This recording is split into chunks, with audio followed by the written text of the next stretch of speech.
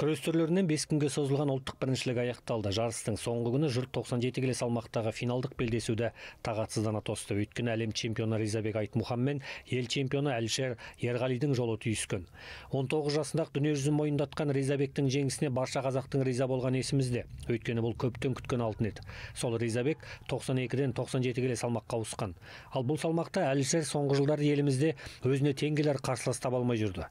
Осылайша қос мықты боз кілемге шыққан бетте аңдысып жатпай бірден айқаса кетті. Белдесуді қарқынды бастаған Ризабек уақыт өте келе шаршап қалды. Әрине салмақ ауыстыру да оңай емес.